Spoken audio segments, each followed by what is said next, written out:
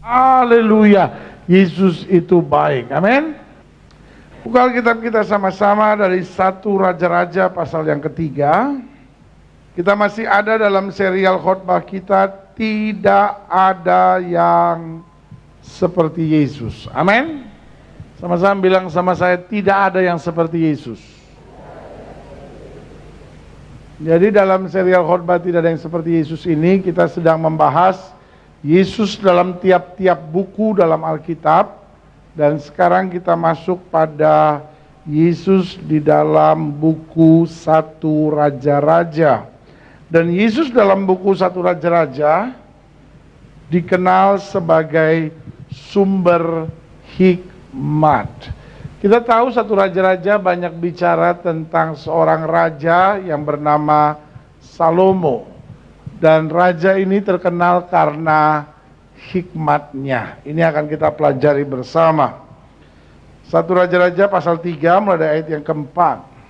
Pada satu hari raja pergi ke Gibeon untuk mempersembahkan korban, sebab disitulah bukit pengorbanan yang paling besar. 1000 korban bakaran dipersembahkan Salomo di atas mezbah itu. Di Gibeon itu Tuhan menampakkan diri kepada Salomo dalam mimpi pada waktu malam. Berfirmanlah Allah, mintalah apa yang hendak kuberikan kepadamu. Coba saudara bayangkan, kalau satu hari saudara bermimpi, dan dalam mimpi itu Tuhan tanya sama saudara, apa yang kamu mau? Kira-kira apa jawab saudara? Hah? Berapa lama saudara harus menjelaskan semuanya? Mungkin sebagian saudara bilang, wah banyak yang saya mau pendeta. 3,5 jam mungkin. Lebih dari 48 lembar folio itu saya catat semua. Iya kan? Kalau Tuhan tanya sama saudara dalam mimpi, kamu mau apa? Saudara yang belum punya pasangan teman hidup langsung bilang, Tuhan ganda campuran. Iya kan? Saudara-saudara yang suaminya kasar, keras, pelit, doa saudara bilang, Tuhan ganti yang baru dong. Saudara-saudara yang istrinya cerewet, matre, jorok lagi, doa saudara adalah, Tuhan bawa dia kembali ke pangkuanmu, berikan yang baru buat saya. Ada satu orang, aduh aneh sekali saya, aduh minta ampun saya ini pendeta aduh jahat sekali. Saya bilang, kenapa Pak? Saya udah ke gereja, udah mulai pelayanan, cuman saya dengar pendeta-pendeta kan khotbah, Allah benci perceraian. Jadi saya nggak boleh bercerai, padahal istri saya, aduh minta ampun banget pendeta, aduh minta ampun. Saya kebetulan lagi dekat sama orang di gereja juga, dia bilang.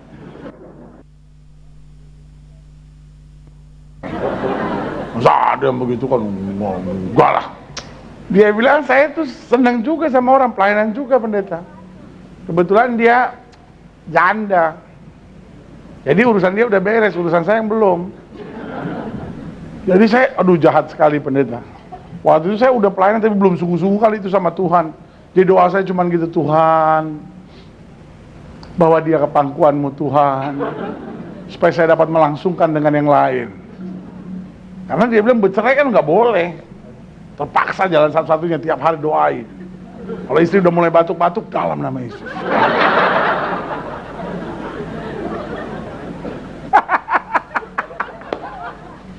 Ada bapak-bapak liatin saya gini. Mungkin dia pikir gini, kok dia tahu doa gue ya? Terus si bapak polos bener. Aduh, minta ampun. Saya bilang, Pak, kok doa begitu Pak, kan jahat Pak. Dia bilang, aduh pendeta dulu kan saya nggak ngerti begitu.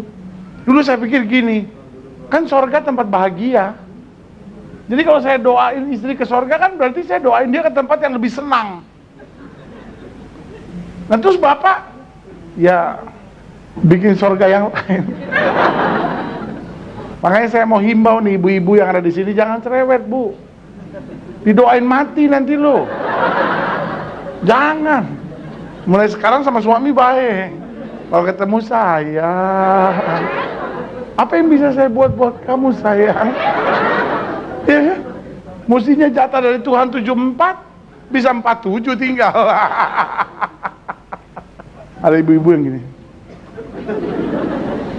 Pasti cerewet dia tuh. Dia pikir pantas gue sesak udah berapa hari. Suami gue kok banyak puji-puji Tuhan hari-hari ini. Setiap kali dia puji Tuhan gue sesak. Saudara, kalau Tuhan tanya apa yang kamu mau, kira-kira apa jawab saudara? Saudara-saudara yang anak saudara baru lulus SD, doanya Tuhan biar dapat sekolah yang bagus. Doa kita kalau boleh begitu, Tuhan, rumah dong, isinya juga ya Tuhan ya, mobil, terus ya handphone yang baru dong Tuhan. Tuhan tanya sama Salomo, kamu mau apa? Lalu apa jawab Salomo? Nah, ini yang menarik untuk kita pelajari. Salomo bilang apa? Ayat 6. Lalu Salomo berkata, engkaulah yang telah apa? Menunjukkan kasih setiamu yang besar kepada hambamu Daud ayahku. Sebab ia hidup di hadapanmu dengan setia, benar dan jujur terhadap engkau. Dan engkau telah menjamin kepadanya kasih setia yang besar itu dengan memberikan kepadanya seorang anak yang apa? Duduk di tahtanya seperti pada hari ini. Maka sekarang ya Tuhan Allahku, engkaulah yang mengangkat hambamu ini menjadi raja menggantikan Daud ayahku, sekalipun apa? Aku masih sangat muda dan belum berpengalaman. Demikianlah hambamu ini berada di tengah-tengah umatmu yang kau pilih, satu umat yang besar yang tidak terhitung dan tidak terkira banyaknya. Maka berikanlah kepada hambamu ini apa? Hati yang faham menimbang perkara untuk menghakimi umatmu dengan dapat membedakan antara yang baik dan yang jahat. Sebab siapakah yang sanggup menghakimi umatmu yang besar ini? Lalu adalah baik di mata Tuhan bahwa Salomo meminta hal yang demikian. Jadi berfirmanlah Allah kepadanya, oleh karena engkau telah meminta hal yang demikian dan tidak meminta umur panjang atau kekayaan atau nyawa musuhmu, melainkan pengertian untuk memutuskan hukum, maka sesungguhnya aku melakukan sesuai dengan permintaanmu itu.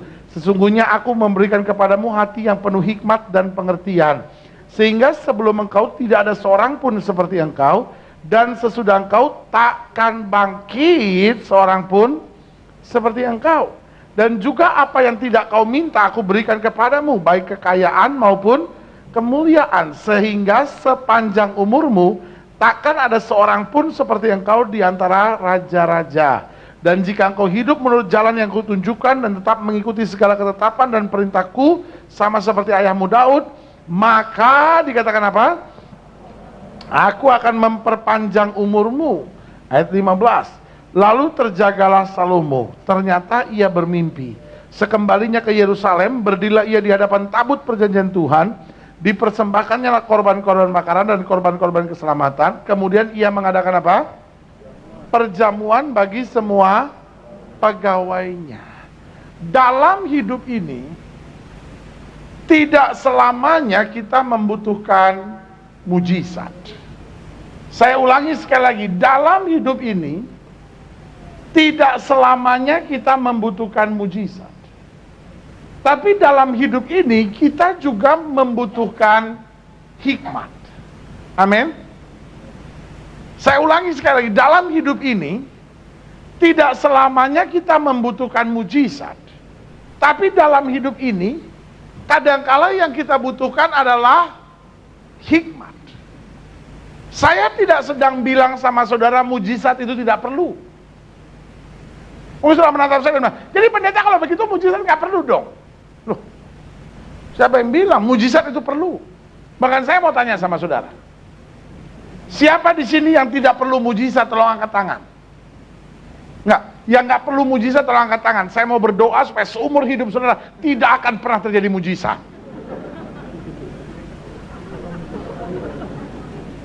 Kalau kita mau jujur, setiap kita membutuhkan mujizat. Amin. Tetapi saya ulangi sekali lagi, tidak selamanya kita membutuhkan mujizat. Ada kalanya yang kita butuhkan bukan mujizat, tetapi hikmat. Amin. Saya ambil contoh buat saudara. Anak-anak yang berhasil, itu bukan mujizat. Tapi itu hasil dari pendidikan yang betul. Jadi saudara perlu berhikmat untuk apa? Mendidik anak saudara. Gak cukup cuma doa tumpang tangan pakai minyak urapan lalu anak saudara pasti baik, belum tentu. Saudara boleh doain tiap hari tumpang tangan pakai minyak urapan sampai licin sini. Tapi kalau saudara nggak didik dia dengan betul, nggak didik dia tentang karakter, nggak didik dia untuk hidup berhemat, nggak didik dia untuk hidup takut akan Tuhan, cuma sebelum berkata, sini lo, biar jangan kemasukan setan lo. Saya percaya anak itu nggak akan bisa jadi anak yang berhasil. Sampai di sini sudah ngerti mau saya? Contoh yang kedua, usaha yang sukses bukan mujizat. Buktinya ada banyak orang yang tidak percaya Tuhan yang pergi pada kuasa-kuasa kegelapan, bisnisnya sukses, betul? Tapi ada orang yang udah doa baca Alkitab, malah habis bisnisnya, bangkrut. Lalu pertanyaan saya, apakah itu berarti Tuhan gak bisa buat mujizat? Bisa. Tetapi yang saya mau beritahu buat saudara, untuk bisnis yang sukses bukan mujizat, tapi hikmah. Amin. Saudara boleh berdoa tiap hari, tapi kalau oon, lu bener. Orang doa belum tentu pinter, ada orang doa-doa tapi oon yang mau diapain? Iya kan? Dalam bisnis dibutuhkan ketajaman hikmat. Amin. Gimana ngatasin ini? Gimana ngatasin ini? Gimana ngatasin ini? Tapi kalau saudara berdoa dan betul-betul minta hikmat dari Tuhan, oh, saya percaya orang boleh bilang krisis, tapi saudara akan maju terus dan melihat kemuliaan Tuhan dinyatakan. Amin. Rumah tangga yang bahagia misalnya, itu bukan mujizat. Jangan saudara pikir setiap kali habis kebaktian minta tumpangin tangan, pada tumpangin tangannya.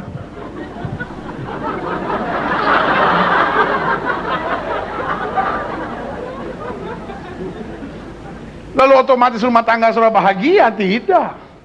Rumah tangga yang bahagia hasil dari apa? Hikmat. Ada kalanya istri saudara lagi marah, ada saatnya bapak diem, pak, diem, tatap dia dan bilang, sayang, makin kamu marah begitu, cinta saya makin membara buat kamu. Bapak tuh nggak pernah serius. Ih, gemes deh lihat.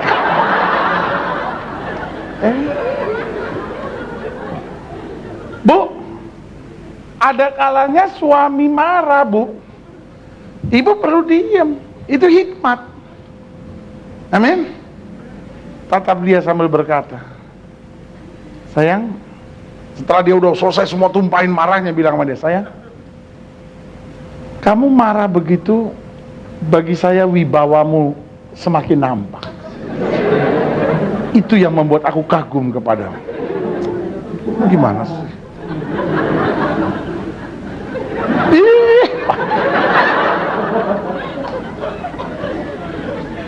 Betul nggak? Dalam hidup ini nggak selamanya saudara butuh mujizat, tapi saudara butuh hikmat. Tuhan tanya sama Salomo, Salomo kamu mau apa? Salomo nggak bilang supaya aku dapat tongkat Harun yang kemanapun tongkat itu aku tujukan lalu mujizat terjadi, tidak. Apa yang dia bilang? Berikan aku hikmat. Amin. Pelajaran apa yang bisa kita pelajari tentang Yesus sebagai sumber hikmat?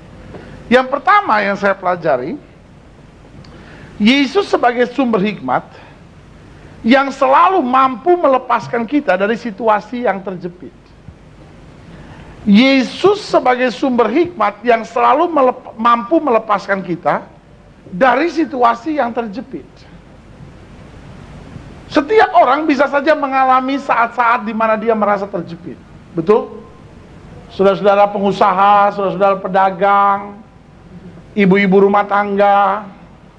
Saudara bisa saja ada dalam kondisi yang terjepit, di mana saudara merasa maju salah, mundur salah, maju kena, mundur kena. Saya bingung pendeta, anak saya biarin melunjak, saya marahin kabur dari rumah. Saya bingung suami saya pendeta, saya diemin aja dia gitu. Wih, malah menjadi-jadi.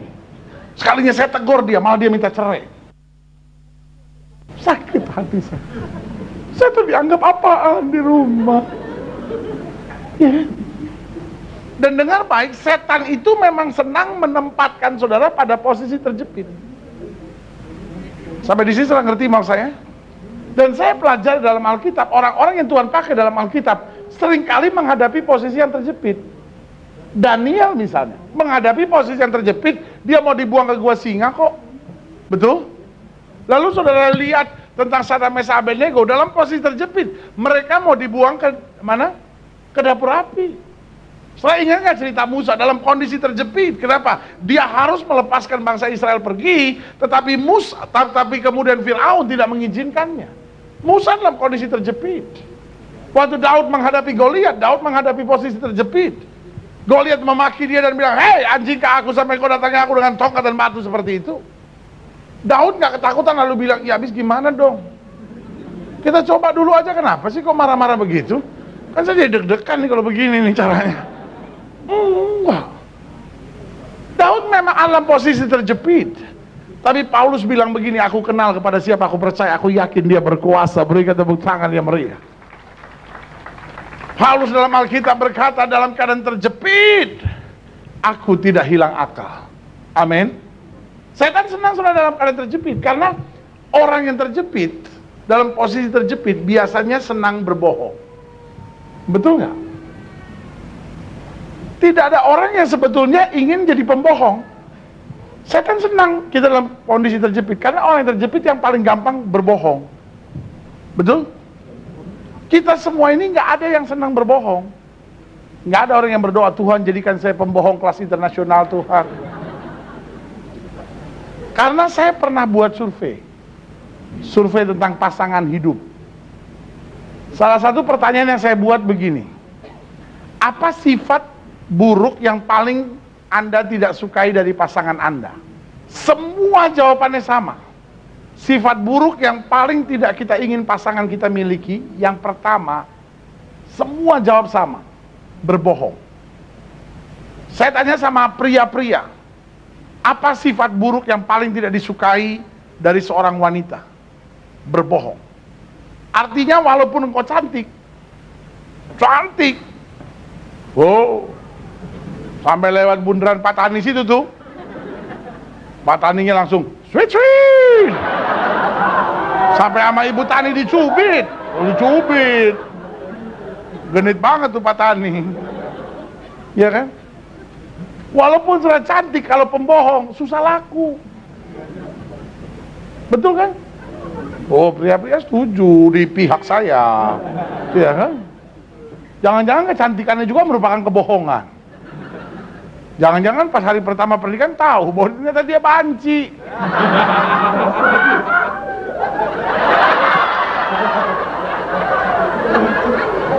Ada yang ketawanya mencurigakan saya. Jangan-jangan itu pengalaman pribadi.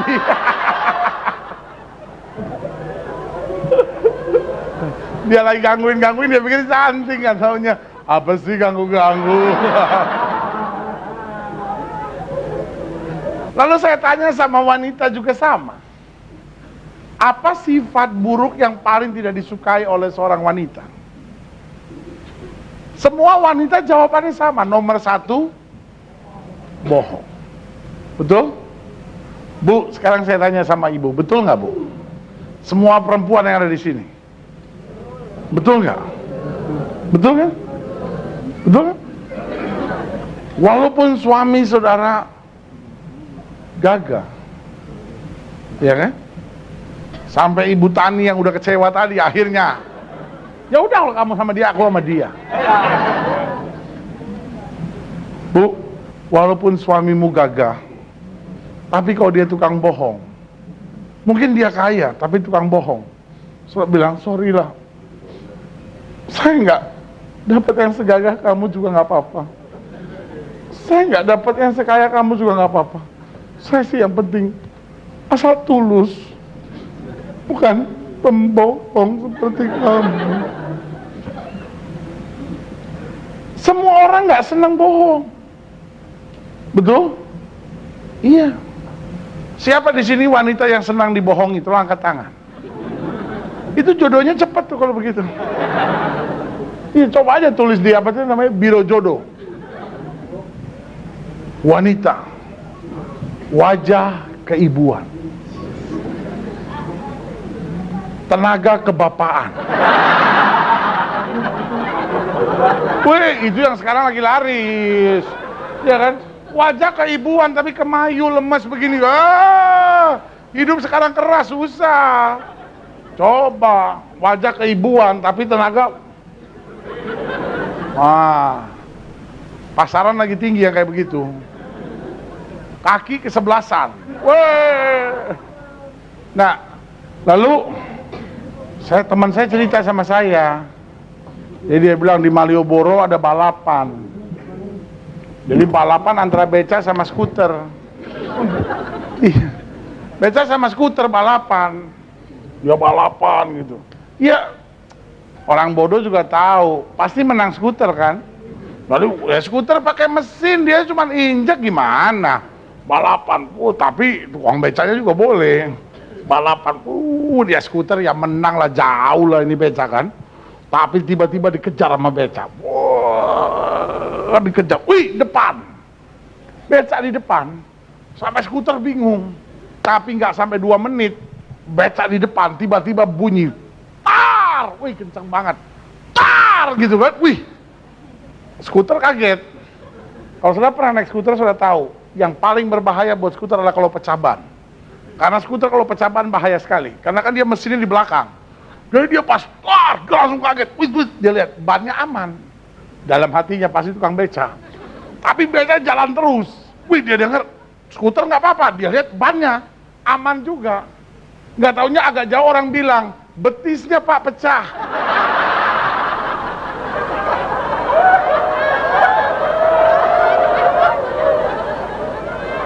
Jadi rupanya tuar itu betisnya tukang beca pecah.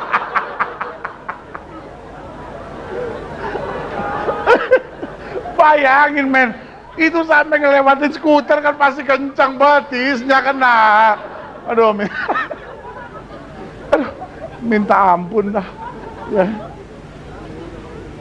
Jadi kalau wajah keibuan, tenaga kebapaan, kaki kesebelasan, siap dibohongi. Weh, banyak pembohong yang di sekitar saudara. Ya kan? Karena orang pada dasarnya tidak senang apa? Dibohongi. Amin. Tapi pada dasarnya kita seringkali berbohong. Kenapa? Karena dalam posisi menurut kita terjepit. Siapa yang tidak pernah berbohong? Tolong angkat tangan. Pembohong-pembohong yang terhormat,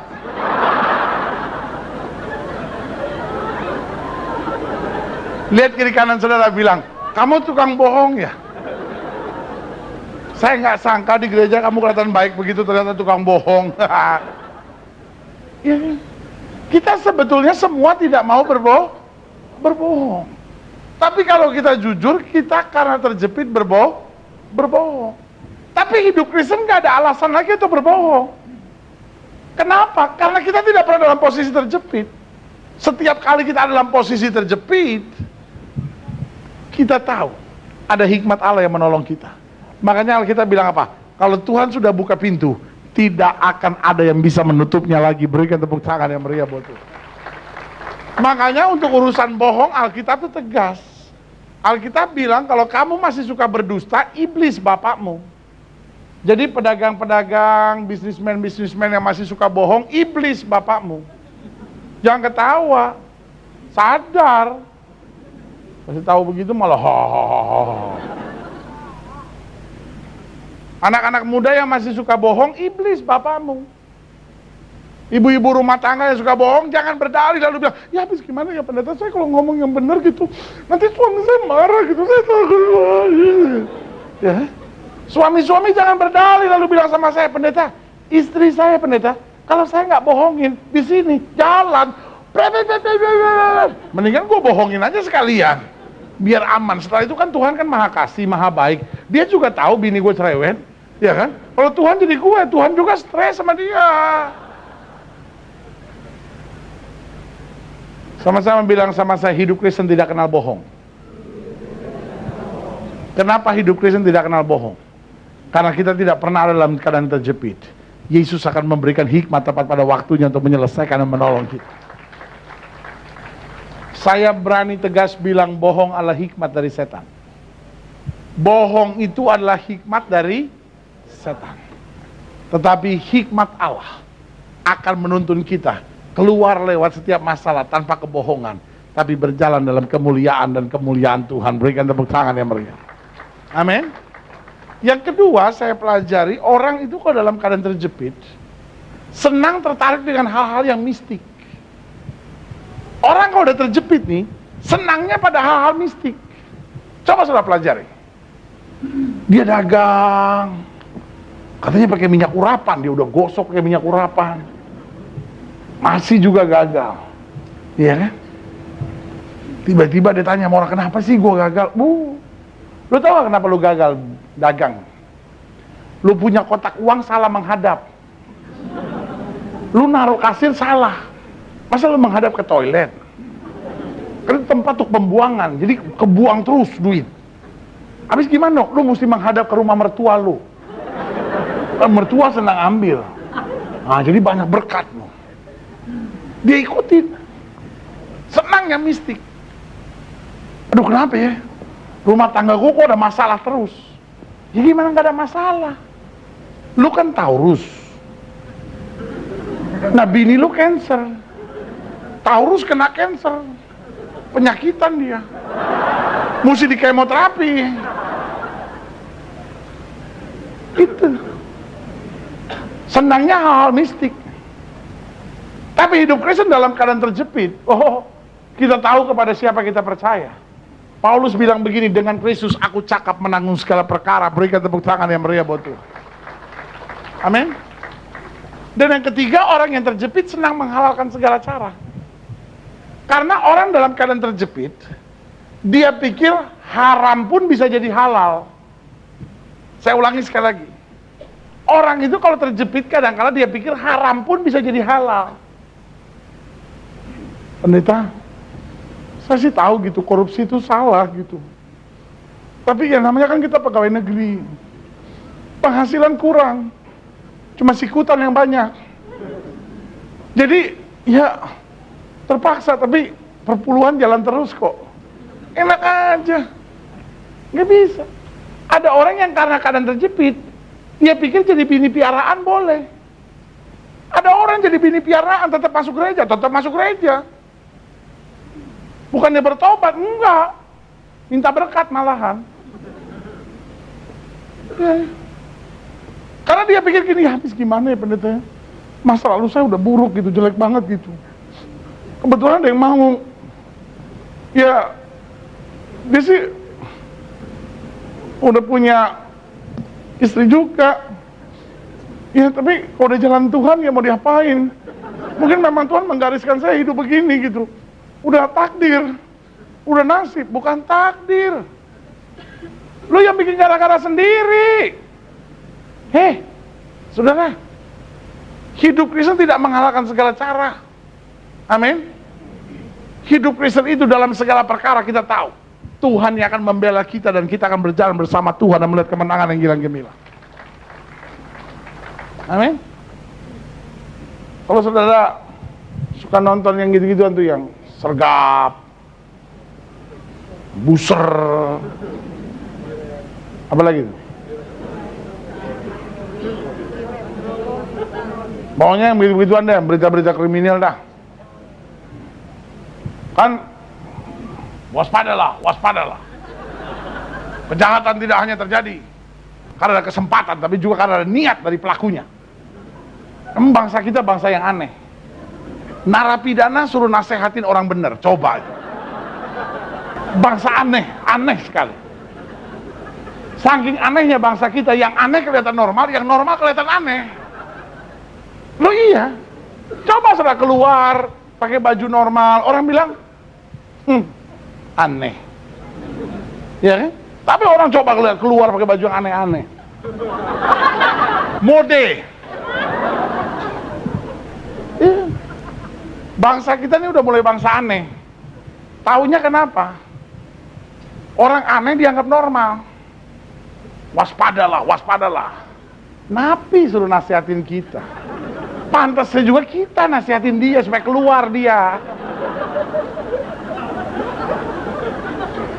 Udah terbalik nih bangsa. Tapi sudahlah, ampuni mereka sebab mereka tidak tahu apa yang mereka perbuat. Kalau saudara suka nonton berita kriminal, iya kan? Perhatiin satu ini. Seringkali kan ada malingnya diwawancarain. Kenapa sih Pak? Nyuri motor, ya bayar uang sekolah anak. Wih, kita kan ya Tuhan, kesian juga. Karena orang kadang-kadang beranggapan begini, untuk sebuah alasan yang terjepit, apapun saya buat normal. Ya habis gimana pendeta? Kita kan udah pacaran 7 tahun. Mama papa gak setuju. Gak ada jalan lain. Satu-satunya cara saya bisa menikah sama dia kalau saya hamil. Ya terpaksa. Kita akhirnya lakukan yang tidak boleh kita lakukan. Dan kemudian kecelakaan. Apa kecelakaan? Lu yang mencelakakan diri kok kecelakaan? Ya kan? Ini yang saya bilang. Orang dunia banyak terjepitnya. Makanya orang dunia banyak stresnya. Tapi saya mau beritahu sebagai anak Allah, sebagai orang percaya, kita nggak pernah ada dalam jalan keadaan yang terjepit. Kenapa? Karena persis pada saat segala keadaan menuntun kita pada situasi yang sukar, satu yang kita tahu, Yesus bilang, aku tidak pernah meninggalkan engkau, aku tidak pernah meninggalkan dan membiarkan engkau. Bahkan Yesus bilang, akulah pintu, barang siapa masuk melalui aku, ia akan mendapatkan ketenangan, kemenangan, dan berkat yang berkelimpahan. Beri kata tangan yang meriah. Amin. Jadi yang pertama, Yesus sebagai sumber hikmat yang selalu mampu melepaskan kita dari situasi yang terjepit. Yang kedua saya pelajari, Yesus sebagai sumber hikmat yang senantiasa memampukan kita mengambil langkah yang tepat dalam segala situasi. Jadi Yesus sebagai sumber hikmat yang senantiasa memampukan kita untuk mengambil langkah yang tepat dalam segala situasi. Jadi Yesus sebagai sumber hikmat yang senantiasa memampukan kita untuk mengambil langkah yang tepat dalam segala situasi. Tahukah saudara, bahwa banyak orang gagal itu bukan karena bodoh, tapi ada banyak orang gagal karena dia mengambil keputusan yang keliru dalam hidupnya. Betul? Dia menikah dengan orang yang salah. Alkitab sudah bilang gelap dan terang tidak bisa bersatu. Dia menikah sama Abdul Rifai. Lalu dia bingung, kenapa saya udah doa kok Tuhan seperti nggak buat apa-apa. Saudara ngambil keputusan yang salah. Dan saudara nggak bisa bilang, lu salah ya pendeta. Kalau gitu saya bercerai aja, cari aja yang lain, enak aja. Justru karena salah kita harus hadapi. Ada harga yang harus kita bayar. Tapi Tuhan berjanji dia memberi kekuatan buat kita, kemenangan. Karena Allah kita turut bekerja sama dalam mendatangkan kebaikan. Amin. Tapi selalu sabar. Memang kadang-kadang nggak semudah yang sudah bayangkan. Aduh Tuhan, saya udah ambil langkah yang salah. Jalan terus sama Tuhan. Tuhan akan beri kekuatan buat kita. Amin. Karena seringkali di situ persoalannya. Waktu kita ngambil keputusan yang keliru dalam usaha, dalam membangun karir, dalam menentukan masa depan, dalam menentukan studi, maksudnya ambil keputusan yang salah. Akhirnya saudara harus jalani jalan yang berputar. Sampai sini sudah ngerti mau saya? Alkitab bicara tentang Salomo. Salomo satu kali didatangi oleh 2 orang yang lagi berantem, 2 orang wanita. Saudara, 2 orang wanita kalau dia berantem itu lebih parah daripada 1000 mahasiswa demonstrasi. Iya. Coba 2 orang wanita berantem, wih, suaminya mau tolong juga serba salah. Suaminya bilang, udah lama sabar. Oh, kamu belain dia, kamu belain dia. La ilaha illallah. Siapa yang belain? Cuma bilang sabar, dimarahin. Ya kan? Tapi saudara bilang sama dia, udah lama, mama kan juga ada salahnya. Oh, begitu ya? Begitu ya? Di hadapan kamu memang saya selalu salah banget. Ya, salah juga. Istri berantem, suaminya mau tenangin. Suaminya bilang, ya udah mah, kalau memang dia macam-macam ya tempeleng aja. Oh, kamu malah panasin saya? Kamu dong yang hadapin. Laki-laki model apa? Ya, ada apa juga salah. Pak. Betul ya Pak, begitu ya Pak. Ada suami-suami yang gini. Dalam hatinya bagus. Gilbert berada di pihak laki-laki sekarang. Istri gua kena hari ini nih. Biar bertobat dia dari segala kejahatannya. Saudara, 2 orang wanita ini berkelahi.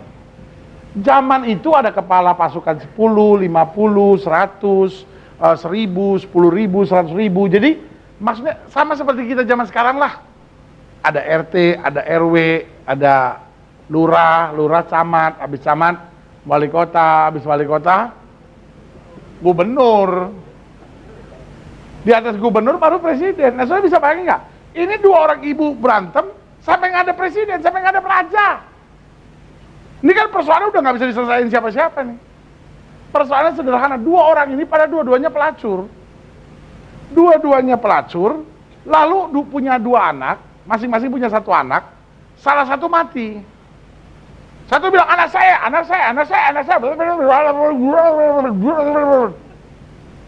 Waktu zaman itu belum ada tes DNA. Kalau udah ada tes DNA kan gampang ngetesnya. Waktu belum ada, ribut dia berdua. Dia lagi ribut depan Salomo tenang aja. Salomo bilang, ambil pedang. Ibu-ibu kan tanya, buat apa? Ibu-ibu kan ngeri, dibabat semua kan, udah selesai. Mendingan diam kalau begitu.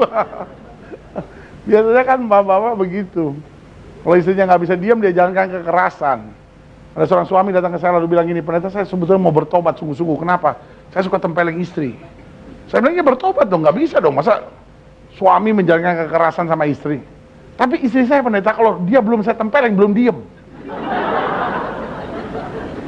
Jadi dia sampai saya tempeleng, baru dia diem, nangis baru. Jadi mungkin memang begitu caranya. Saya bilang, Pak, sekarang Bapak baru tempeleng istri. Jangan sampai Tuhan yang tempeleng Bapak, baru Bapak diam. Sekarang istri yang diam. Nanti kalau Tuhan tempeleng, aku diam. Kamu kan nggak bisa.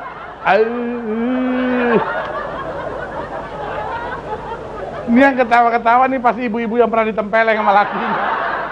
Makanya dia, iya betul,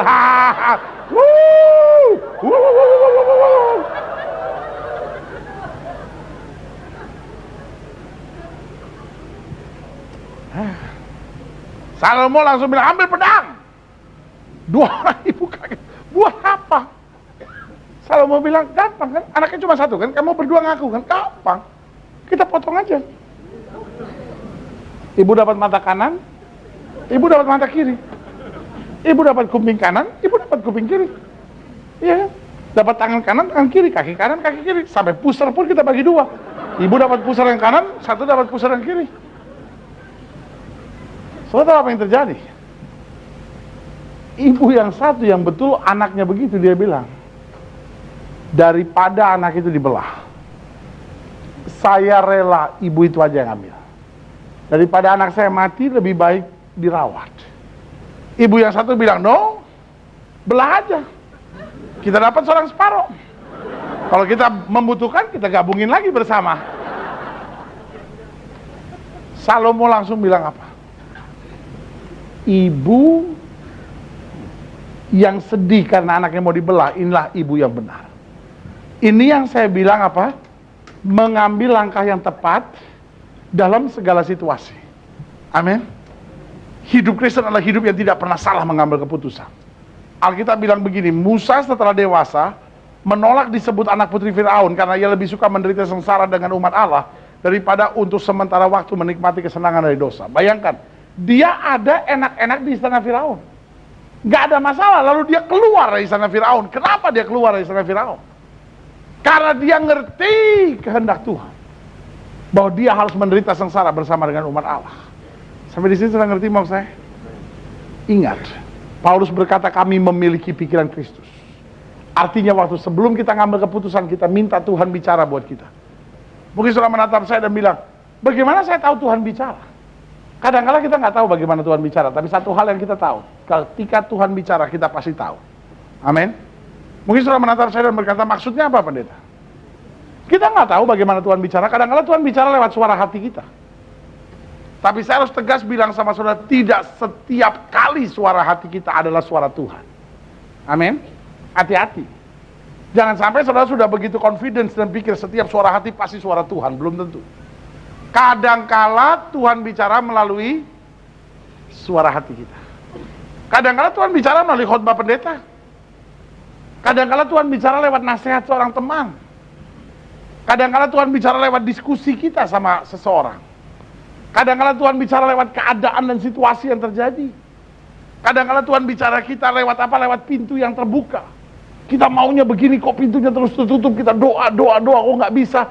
Tiba-tiba satu-satunya jalan cuma ini yang terbuka, kita jalanin. Kita lihat mujizat Tuhan di sana. Amin. Sampai sini sudah ngerti nggak? Makanya Alkitab bilang apa? Barang siapa yang kekurangan hikmat, mintalah kepada Allah yang memberikan dengan apa? Murah dan tidak membangkit-bangkit. Artinya pada saat kita harus mengambil keputusan dalam segala segi, terhadap anak saudara, dalam usaha saudara, dalam bisnis saudara, dalam membangun karir saudara, dalam situasi yang sukar, sebelum saudara ambil keputusan, ambil waktu. Tuhan, ada keputusan yang harus saya ambil. Tuhan bimbing, Tuhan tuntun. Saudara, dia sumber segala hikmat, akan membawa kita dari kemenangan masuk pada kemenangan yang penuh kemuliaan. Berikan tepuk tangan yang meriah. Jadi yang pertama, Yesus sebagai sumber hikmat yang apa? Selalu melepaskan kita dari situasi yang terjepit. Yang kedua, Yesus sebagai sumber hikmat yang apa? Memampukan kita mengambil langkah yang tepat dalam segala situasi. Dan yang ketiga, Yesus sebagai sumber hikmat, haleluya, yang selalu akan memberikan ketenangan di masa yang mencekam.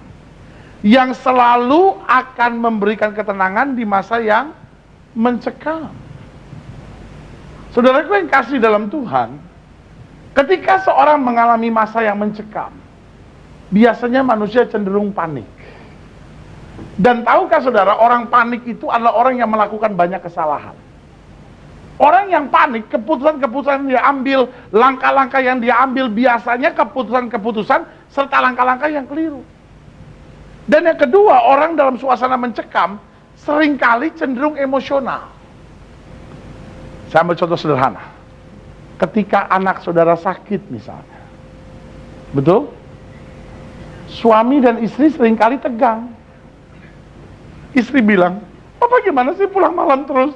Ada mau dibawa ke dokter, Pak? Papa belum ada." "Ma, aku kan juga kerja, Ma, cari uang, Ma. Kamu bikin apa sampai anak kita penyakitan terus? Aku selalu disalahin sama Papa." "Ya karena kamu juga kan. Anak lagi sakit sampai kejang-kejang. Malah bapaknya berkelahi di atasnya dia."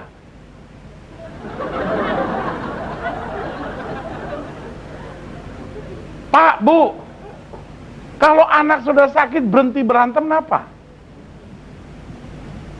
Kenapa? Karena intinya sederhana.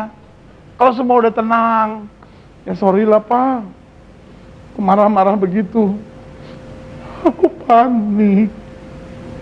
Sama, suami juga bilang, "Ya udah sorry, aku bentak kamu. Aku juga panik, Ma." Masa dalam waktu 1 bulan anak kita 7 kali masuk rumah sakit? 1 bulan 7 kali masuk rumah sakit, la ilaha illallah. Ya kan? Itu yang saya bilang.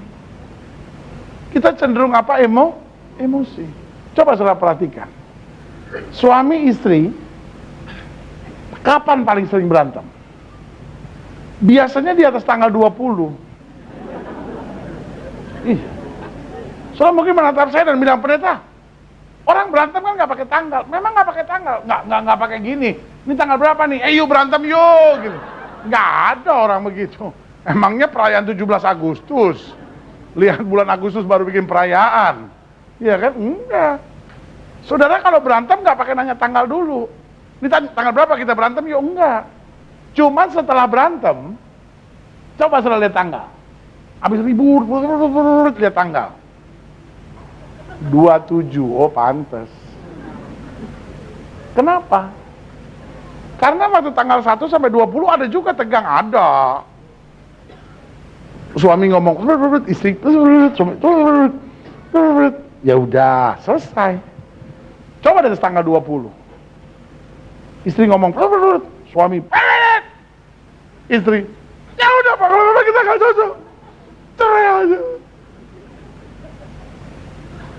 Oh kamu begitu mah? Kamu jual aku beli. Wih, makelar kali. Karena dalam suasana mencekam, yang pertama orang mudah panik. Yang kedua orang mudah apa? Emosional. Mudah sekali emosional. Dan yang ketiga, orang dalam suasana mencekam cenderung mudah melarikan diri. Gak sedikit orang yang akhirnya lari ke karaoke misalnya. Gak sedikit orang yang akhirnya senangnya terus mijit. Mijit jam 11 malam. Masuk angin iya. Pangrok. Malam-malam nampang, pagi-pagi dikerok. Masuk angin dia. Iya kan? Aneh-aneh aja. Ada orang yang akhirnya senangnya main biliar. Main biliarnya nggak apa-apa, beli aja meja biliar, main di rumah, suami sama istri sodok-sodokan. Ya kan? Repot banget. Ada bapak-bapak yang senang main biliar, lalu dinasihatin istrinya ngotot lagi. Kan nggak dosa. Alkitab kan nggak berkata dilarang main biliar. Ya udah bu, beliin aja mejanya. Meja makan di rumah ganti jadi meja biliar.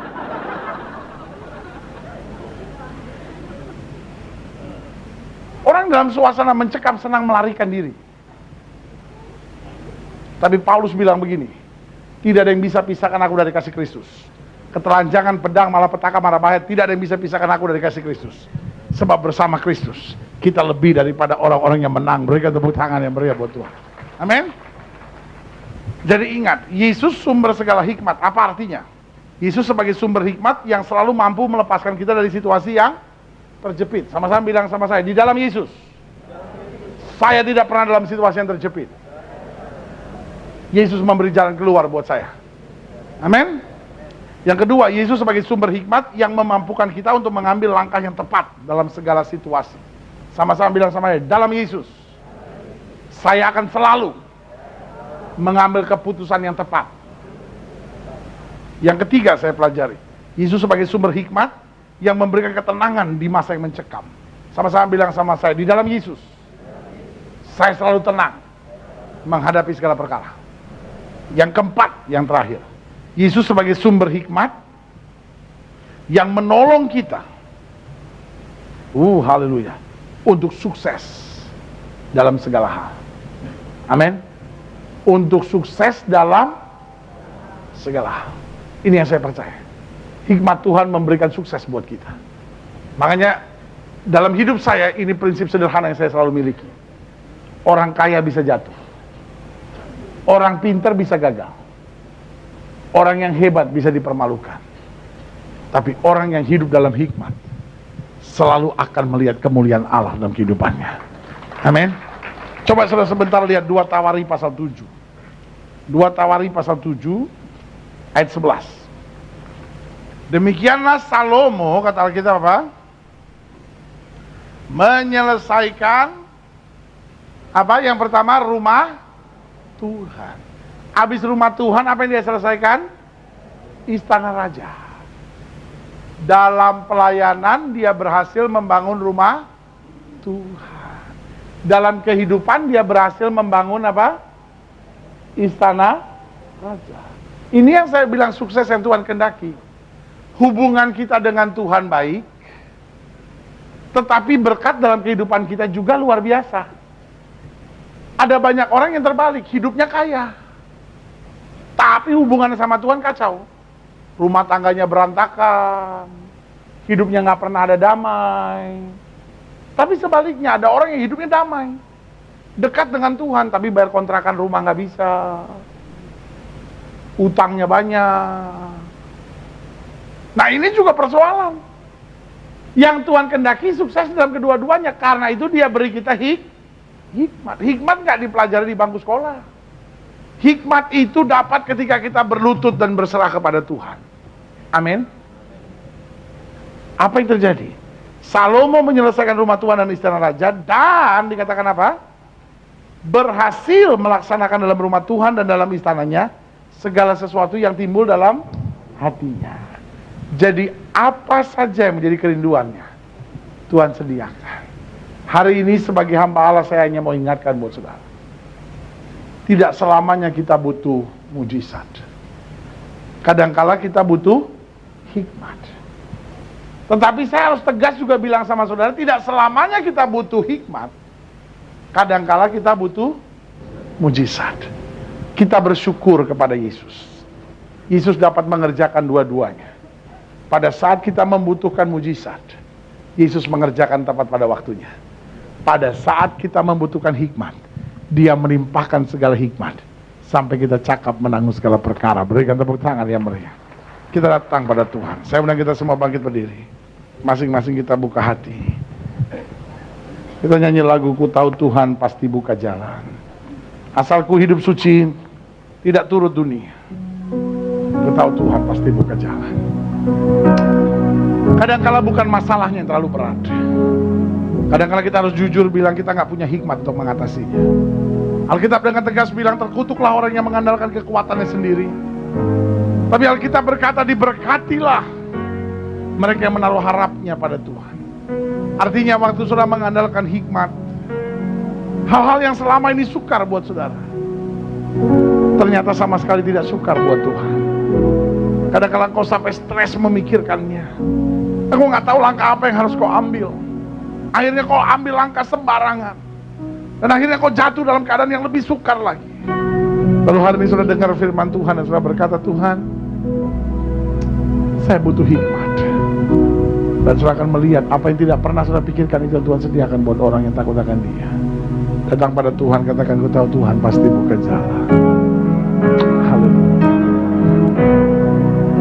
Terima kasih. Ku tahu Tuhan pasti buka. Sama-sama katakan, ku tahu Tuhan pasti buka jalan. Amin.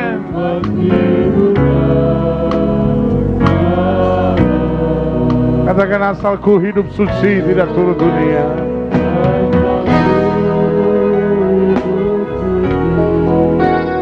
Tidak turut dunia. Ku tahu Tuhan pasti buka jalan.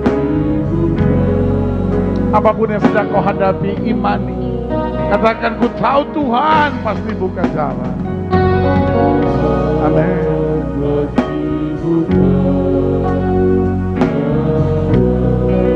Ku tahu Tuhan pasti buka jalan. Pasti buka jalan. Asal ku hidup suci, tidak turut dunia.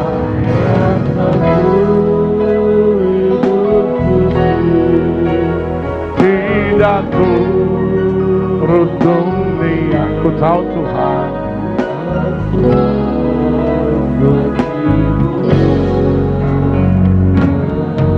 Musik main dengan sangat lembut, saudaraku. Dalam hidup ini tidak selamanya kita butuh mujizat. Kadang-kala kita butuh hikmat. Tapi saya harus jelaskan buat saudara juga bahwa tidak selamanya kita butuh hikmat.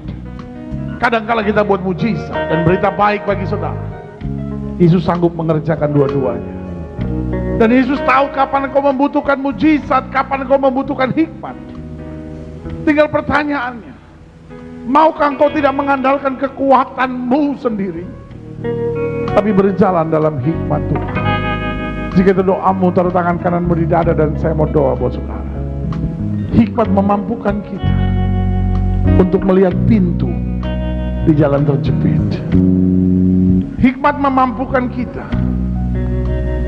untuk mengambil langkah yang tepat di saat yang sukar. Hikmat memampukan kita untuk tetap tenang di tengah situasi yang mencekam. Hikmat memampukan kita untuk meraih sukses di tengah dunia yang penuh dengan kegagalan. Jika itu doamu hari ini, taruh juga tangan kananmu di dada dan bilang, Tuhan, saya nggak akan andalkan kekuatan saya sendiri. Saya akan andalkan hikmat Tuhan dalam pengambilan keputusan, dalam pengambilan langkah kehidupan hari demi hari. Karena dengan hikmat Tuhan, saya akan melihat kemuliaan Tuhan dinyatakan. Jika itu doamu, taruh tangan kananmu di dada, saya mau doa. Suami-suami, jalan dengan hikmat.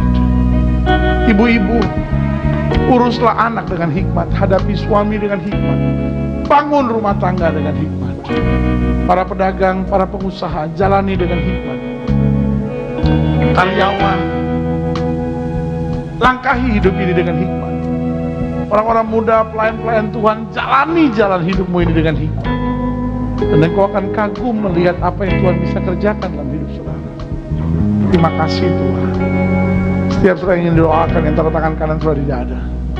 Sekarang saudara mulai angkat tangan 2-2, 3-3, dan saya mau doa sekarang. Bapa, dalam nama Yesus, lihat tangan anak-anakmu yang terangkat 2-2 di hadapan Tuhan. Kami angkat tangan kami 2-2 karena kami tahu Tuhan tidak pernah gagal. Kami angkat tangan kami 2-2 karena kami tahu bagi Allah tidak ada perkara yang mustahil.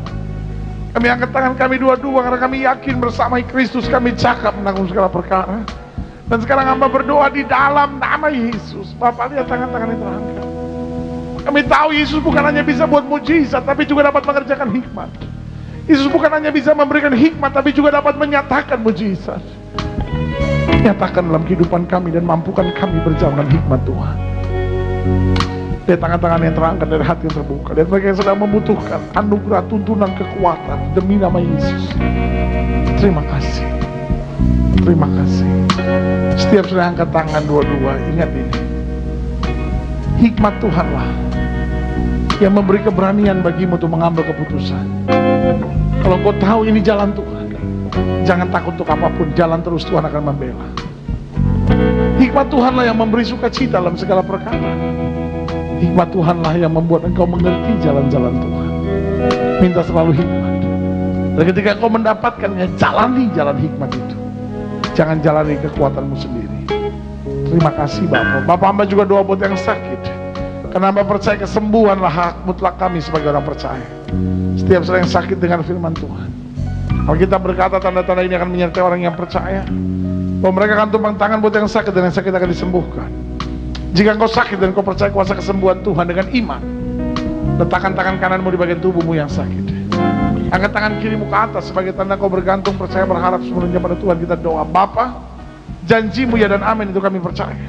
Firmanmu berkata orang percaya akan tumpang tangan buat yang sakit dan yang sakit akan disembuhkan. Dengan iman kami praktekkan firman Tuhan ini. Kami letakkan tangan kanan kami pada bagian tubuh kami yang sakit. Kami tolak sakit penyakit, kami tolak kelemahan tubuh, kami tolak campur tangan kegelapan. Kami patahkan kuasanya di dalam nama Yesus. Kesehatan sakit penyakit kau tidak punya kuasa atas tubuh orang percaya. Karena tubuh kami telah dibeli dengan harga yang mahal, itu darah Yesus. Oleh darah yang tercurah tubuh kami adalah bait Roh Kudus, bukan tempat penyakit. Kami perintahkan di dalam nama Yesus. Kesehatan sakit penyakit keluar, bebaskan umat Allah. Keluar, bebaskan umat Allah. Karena tubuh kami telah dibeli dan harganya telah lunas dibayar. Dan kami mau berjalan dalam kemuliaan. Karena kami percaya, oh haleluya, Yesus kami tidak berubah dulu, kemarin, hari ini, dan sampai selama-lamanya. Oh, dengan iman kami nyatakan oleh bilur-bilur Kristus kami yang percaya sudah dijamah dan disembuhkan Tuhan dengan kuasa yang luar biasa. Haleluya. Kami bersorak, kami bersuka cita. Kami tahu janjimu ya dan amin dalam kehidupan kami. Terima kasih Bapa. Kami bangga punya Tuhan seperti Engkau. Setiap saudara yang sudah didoakan untuk kesembuhan, tanamkan dalam rohmu, aku sembuh oleh bilur Yesus. Jangan bimbang, karena Alkitab berkata sesuai dengan imanmu jadi padamu. Di atas kayu salib Yesus berkata sudah selesai.